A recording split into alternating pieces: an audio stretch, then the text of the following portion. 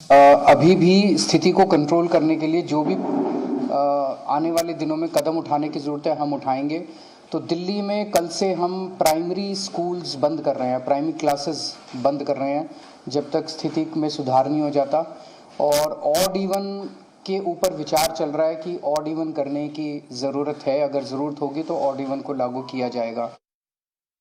दिल्ली में हवा काफ़ी ख़राब हो गई है, प्रदूषण काफ़ी ज़्यादा हो गया है, लोगों को सांस लेने में दिक्कत हो रही है। कि ये समस्या केवल दिल्ली की नहीं है, ये पूरे नॉर्दर्न इंडिया की समस्या है।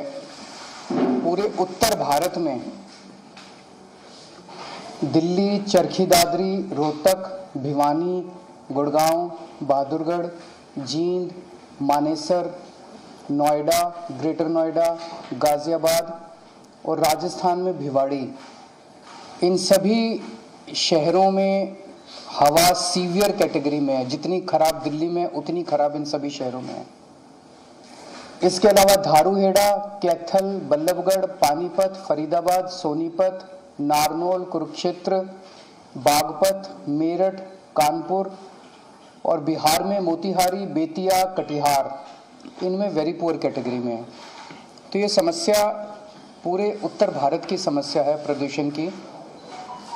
और जाहिर तौर पे इसमें केवल आम आदमी पार्टी इसकी जिम्मेदार नहीं है, केवल केजरीवाल इसका जिम्मेदार नहीं है, केवल दिल्ली और पंजाब की सरकारें इसकी जिम्मेदार नहीं है। इसके कई सारे कारण हैं कि हवा एक राज्य में नहीं रहती, इधर से हवा उधर जाती है, उधर से हवा इधर आती है। तो जैसा हम कई बार कह चुके हैं कि इसमें केंद्र सरकार को आगे आके इसके ऊपर स्पेसिफिक कदम उठाने पड़ेंगे ताकि पूरे उत्तर भारत को प्रदूषण से बचाया जा सके। पंजाब में और दिल्ली में हमारी सरकार है। ये वक्त फिंगर पॉइंटिंग का नहीं है, ब्लेम गेम का नहीं है, एक दूसरे को गाली देने का नहीं है, इतने सेंसिटिव मुद्दे पे राजनीति करने का नहीं है। उससे समाधान नहीं निकलता।